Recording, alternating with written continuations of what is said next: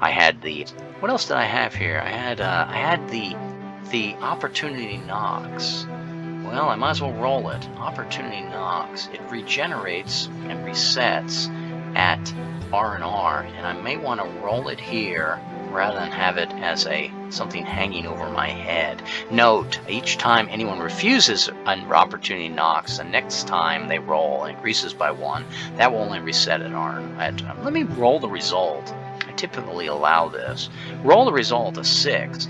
In flagrante delicto. Ooh, boy, I got myself into trouble with thinking with the wrong head. Means you lose part of your vessel. Take 1 hex spot that represents something of value, either the most expensive or loaded with cargo. Pod. Scalaware class may treat this as ghost from the past. I would not want this, so I'm going to have to refuse this opportunity knocks. I am a virtuous person who would not commit in flagrante delicto and end up being fined and losing a part of my ship. But that means that's 1 strike against me, but luckily I'm going to transition right into R&R. It's only if I had several of these forced encounters in space along the way, episodes in my life, that I would use and I would abuse. And so I move into R&R. Anything I do in R&R, I don't need to recuperate. I don't need to try to repair anything because I don't, and I'm back into big and little. Here it comes. I'm going to try to take this to the point where I sell something. We got ourselves a 1, 2, 3. It's going to be a space anomaly. And number 4 is magnetized asteroids. Now, there's a special rule, I believe, where an engineer like myself or a legionnaire like myself, an engineer always gains plunder or salvage, a choice from space anomalies magnetized asteroids. All right, I will activate that. That's nice to have. Let me roll my die for engineer, getting plunder. A plunder is again what I want, and I rolled a good old 2 for plunder. Plunder, loot. A plunder 2, gain a rubbish bin. Well, that's moving me in the right direction. Okay, I've got a should I move these to 2-1 and 2-2? I can configure at any time. It's probably safer from direct hits, but that adds a lot of extra colored numbers that could possibly take damage. See, by keeping these at 1-5 and 1-6, orange is next to me, but by putting them up here, I got orange and purple next to me. Now, I'm going to risk it, because I know if I lost 1-4 by a direct hit, I don't want to lose my rubbish bin. In fact, here's what I'll do. I'll take this damaged one and swap it in so that I can bring this one, a more valued commodity that's easier to get closer in. If I filled up the GP with good luxury items that I could sell for a good amount of money, I would move them even closer to the pod. And this sort of configuration can be done at any time. And so let me go. I picked up that rubbish bin here and I put it at 1-2. And what else happens? Suffer Surgeruni. Here comes a D6 for Surgeruni. And it's going to be a 4. I go to my Surgeruni table. And a 4 is going to be lose both a portable tech and a mystic relic. Well, I do have a mystic relic. If you have neither, you have a choice to lose any ace or suffer fiend-based damage. And yeah, that's my surgery. So I lost my Mystic Elm armor. Easy come, easy go. In some ways, that's why you want stuff, so you can lose it, so you don't lose better stuff, so you don't take damage. Now, I do have the option. You may roll the amount or suffer. If you have neither, you may lose an ace. Oh, okay, so I have to lose the Mystic element of the portable tech. And I will now, regardless, ignore further Surgeruni results until the next R&R cycle. Well, that helps me. And I'm back in a 3-4 here. A 3-4 is a space anomaly, and a 4 was the magnetized asteroids that I picked up. Somebody left a rubbish bin behind floating in space. Now I can choice. I can retrograde 1 strata away from the core. It means I can go back to the neighboring suns. I've been trying to stay out of there anyway. Or I can repair all damaged parts of my ship. I think we know what we want to do with that. we want to repair all damaged parts of the ship.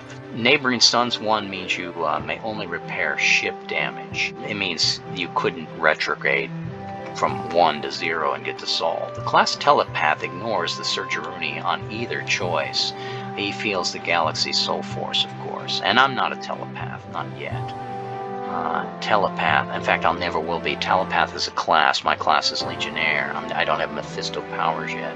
But I did get to loot because I was the engineer. And we move on. There's nothing else to do here. That's sometimes what happens. I did pick up that pod, which was nice, and I repaired the damaged ship here, which was nice. 45, an alarm goes off. A rogue missile means your ship was hit by ordnance and not a local tax ordnance. No enemy seems present, probably left over from a previous War Trek star something something. Gain an XP. Love that, coming up in level. I need 5 of those to go to level 3. Gain an XP choice to lose bio-burster robots. Else suffer. Big little implosion of magnitude 3 that blows the hell out of something with fiend-based safeguard of propulsions or naval defenses. You may see the impact roll before deciding. So let me roll that. Well, I could either lose my tug, and by losing my tug, this is a big change from Alpha we were playing 2 weeks ago, where I would lose everything I had accumulated and start over in Sol with the bare minimum. But here, differently, I have the option of seeing the result and then deciding to lose either bio booster robots. I will lose robots because robots is something that I, as a Legionnaire, can replace more easily in any system without cost. And is there anything else to the rogue missile here? It just says that regardless, lose the ace bioburst. You may see the impact. Regardless, lose the ace bioburst that happens again before reaching a civilized system. Treat as intruder alert. Here we go. We're going to go into 1. Ooh, that's a lot more of those. And didn't I say that I was going to demonstrate that? All right, let's see how many I got. Insights. 2 more insights. I'm at a 9. And I go to this chart here, and I blow it up so you can see it as well. And on a 9, 9 Legionnaire. Yeah, I'm going to go Legionnaire's Journey. I'm going to spend my 9 insight and become the Conquered Race. Alright, what does that do? Conquered Race B. I go into my insight. And Lance will spend 9 insight points. And I will go into my Conquered Race. Go down to the bottom of the rules. Legionnaire. Legionnaire's arc defined. Conquered Race. I'll put it in the chat just so you can read along with me. And I should put a note on my character sheet that I went to the Conquered Race. Character sheet. Edit.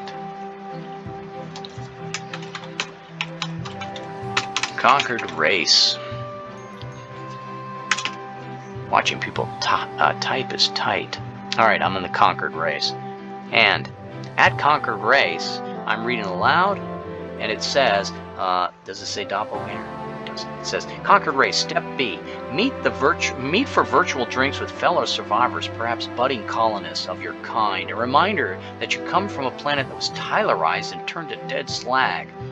In Civilized System Number 5, Criminal Enterprise, double the money you make from selling consumer lux. A little flair there. Your defunct cultural stamp holds a certain kitschy cachet. Finish by rolling Boon with a no bane to test with target 5+ on a d6 roll. So finish by rolling Boon with no bane to test with a target 5+ roll. So target plus, I go to Legionnaire Boons, and I would roll 5 or plus to pick up a boon. Here comes my roll. A 2, I did not pick up a boon. Now the boon could have been, for instance, well, I didn't pick up the boon, but the boon would be a Legionnaire boon. I'm going to roll on Legionnaire boons 2 dice. Don Pardo, what he might have won, a 1 with his 2d6. 11, he might have had, that would have been That would have been a great one. Success, and never again roll on no guts, no glory. You've forever proven yourself and passed those tests. As a practical matter, drill how you intend to bloody perform and turn performance into a bloody drill. If I had rolled the test of target of 5+, 1/3 of the time, if I had made that roll 1/3 of the time, I would have been a pirate that every system I enter, I would gain no guts, no glory rolls without any ramifications. I would be constantly filling my ship up with stolen pods and stolen cargoes. I would be the scourge of the well of the Gumlet, Nebula and beyond. But woulda, coulda, shoulda. When I rolled that 2 on a test of 5+, I end up not getting a boon. And as I said, as you cash in these insight points, you will start to gain different life paths through, and as you go through, you can go through it again. I can be reminded once again I came from a conquered race, or I could have a Dear John letter where my gallant home breaks up with me. Oh, that's so the thing in the Fantastic Four, isn't it? And I can suffer Reforcer's regret, where somebody reminds me that I used to sell my services to some outlaw, and there's life paths like this for all 5 classes. Play and enjoy multiple times, and but again, what do we say? Woulda, shoulda, coulda. Okay, but I am on the life path in this part. I would then need 30. It's a bit high for self-doubt, or 36 for last gasp. Those will probably trend lower in the final game. And here we go. I am still going 2 dice, big and little. And a 61. A 61 is, I think we've done that before. That's homesick. Homesick. Homesick is going to push me back here. And then I immediately got to steel myself and leave that area here. Every time you get one of those calamity ensues, though, we take an experience point from that. I'm going to double check that there's no other ramifications. I think it's only if I have 2 of those events occur in a row, or should say in any period between R and Rs. All the periods between your R and R downtime become more and more critical. The longer you stay out, the more bad things that might happen, and the more repeat things that might end up having greater consequences. I traveled back a full section, and I did, and I gained the XP. In group play, I would roll Searcher Rooney and possibly take some damage. And here comes my next roll, big and little. A 35. A 35 is a space anomaly. That's that rogue missile again. Now, did I have a rogue missile before? Before downtime? 35. I think that was before the break of the, yeah. 35 back here before the Tally Insight and me getting to civilized land. Right here. So, and the reason why that's important, because a rogue missile that happens a second time could have... Am I counting that right? Nope. 3-5. Rogue missile. Rogue missile was under the extraction ox? No, a rogue missile was an alarm. I am just blathering here. How about a 5 slingshot? Let's go to that one instead. It means gravity takes you toward the core. Alright. Gravity took me toward the core. I sort of got ahead of myself here. And gain an XP. And next, expend any ace, or the fiend threat increases. I'll expend my bio boost, because I have lots of hit points level 2, to keep the theme from becoming aliens, because I don't want damage to become 2 dice, rather than 1 dice, 2 dice, 3 dice, 5 dice. 5 dice. And, let's see. Your ship, the class Brainiac, ignores the change in strata, but not the potential increase of if he has no aces. Regardless, for group play, we're not in group play. Let me go on to big and little. 56. Well, that's a battle. Did it end well? 6 is I start the battle with a raking attack. A raking attack suffer big little implosion of magnitude 1, or 2 or 3. I roll a half d8. Let me see that half d8. It's going to be a 4. It's going to be magnitude 2. It can damage wherever it hits. Where did it hit? It hit at 42. 42 is right here. It is threatening I had to move that over. I couldn't keep it at 1-6. Okay, 42, it is actually threatening with, but it's only a magnitude I said of 1, so it would damage anything in 42. So this has not affected me. And I can break off the attack to avoid the implosion result, or I can roll first before I decide, or I can take the Fury +1 and be locked in battle station. I think I'm going to take the Fury. Now, if I added my last ace of luck, I could turn that raking attack into overkill. But overkill will not buy me much, except for the fact that as being a galactic pilot, I treat overkill as masterclass. You might as well. Of course, that last one didn't really affect me, and this would be my last lock. Well, we're going to try it. And I will make this masterclass. I have destroyed the banditeers coming to me. There's more where that came from. I will take my roll of plunder, rolling a d6.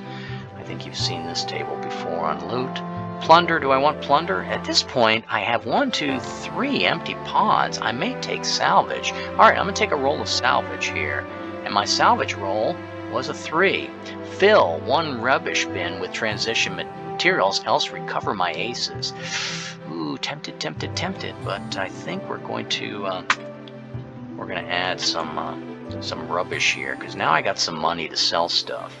And do I add a second roll? I don't. And here comes that was the aftermath of that. There's one other thing I can do here. Is as an engineer, I could possibly restore anything that was damaged during this battle.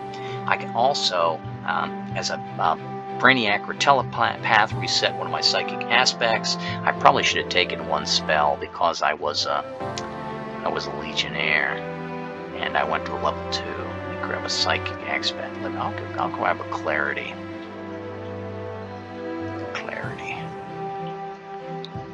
And that clarity, every time I go up a level, that also increases in ability, which is nice. And coming over here, looking at my psychic aspects, reading on clarity, Legionnaire, change extraction ops to space anomalies or vice versa of the same clarifying little d6. And once selected in either psychic repertoire, it increases by 1 rank every level of the character without costing him any more improvement. So that's good, just every level. So by the time I'm level 6, at level 3, I will get this one. Level 4, I get this one. Level 5, I get this one. Level 6, I get this one. And then I'll be a clarity of rank 5 by the time I get through here. More of the esoterics of the game. Getting to that point where an hour is up, and I probably should just post this. And what else happened in that masterclass? I got, oh, here's another thing. Against scary monsters, Imperium hosts, you may continue action to the death, seeking more loot. Are you mad? Yes, I am mad, but I'm not facing scary monsters, so I can't masterclass and go into this. If I got just the overkill, something I cannot get without being Galactic Pilot, I could continue into masterclass to the death. So if I wanted to, I could board the enemy ship rather than just destroying it with a masterclass. Against the masterclass, only if it's a ship that was being piloted by scary monsters or the Imperium host would it still be there. Here comes my roll, big and little. I have lots of things I can sell now. I need to get to a system. A 41 is an alarm. 41 decompression. It means you either suffer fiend-based wound with safeguard of headgear and body. You need to be fully prepared. Else opportunity knocks happens. Again, before civilized system. Treat as intruded alert, and else opportunity mobs. Okay, so I either have to take opportunity knocks, or I can suffer the fiend-based wound. From the decompression. The fiend-based wound is 1 die of damage. I can either take 6 points of damage, it's a lot, or I need to get to R&R to heal that probably, or I can take an opportunity knocks. Let me roll the opportunity knocks and see what it is. 5 on opportunity knocks is godly ties. Means you lose all your aces. I don't have any aces to lose. Except, and exploration occurs with regular big D6 as a 1 civilized system. Refuse and continue without benefit. In the system that follows from here, you and the group may not replace any aces. There is no robots, bio booster lock, except for the ones that are replaced auto-replace. And a Brainiac class may treat this event as ghosts from the past. Interesting decision. So if I decide to take the 6 points of damage, I don't have to pay the godly ties. So this is probably an attack by people that I know from the opportunity knocks. They will point me to a system next door, and I can sell stuff and buy stuff. I just can't replace my, but I could replace my aces pretty easily in other systems, but it's a lot of risk. I'll do it because I'm not going to lose anything here at Godly Ties, and I don't want to take the 6 points, even though I could recover it. And I'm going to take the next roll locked, as big D6 is a 1, and little D6 becoming a 2. Are them damn hippies again? It's them damn hippies again. Space hippies. Well, I get my rotobats back because I'm a legionnaire. And because I found something with the dirty hippies in it, I can give them another 6 in gold. I still have my my flammables and my transition metals. But now that I have one of each in downtime, I can actually anything else in space hippies. Nope, I can't. It tells me I can't replace my aces because of the opportunity knocks that I found next door from the Godly Ties, and I can also not deal in cool stuff, and I can not deal anywhere. I can't even no guts, no glory, and I can't do any sort of conditional thing. It's basically just a waste to me. If it's a little bit better. Well, that's probably what it is. It's a bunch of squatters hanging out at normally would have been a cyber automat, and I go into R&R. And the one thing I want to point about R&R is the fact that I'm a galactic pilot, and I could take my space bike out and practice maneuvers. By doing so, I would ensure myself will ignore the next plus event. It's always good to ignore an event. 5+ and I can do that as a galactic pilot. And the reason why I can do these R&R activities, is because they require you to have flammables and transition metals still on the ship. So here comes a 5+. 4, I can't do that. But I am an engineer. I can restore 1 hex of the vessel that's damaged on a 5. I don't have anything to damage. I don't need that. I also am an engineer here, and I can reconfigure the vessel and shelter 1 hex so it can't be damaged. Typically 1-1, but it doesn't have to be. Let me roll a 5 better. A 5. I have protected 1 spot on the ship from damage. The spot I will protect, I think it would be best to protect. Well, I could protect stuff I own, or I could protect this, or I could protect myself. Well, as long as my ship is going well, I could be hit and lose cargo, but I probably won't lose all of it. I will just decide to protect myself from a direct hit going into the next set of encounters. More later.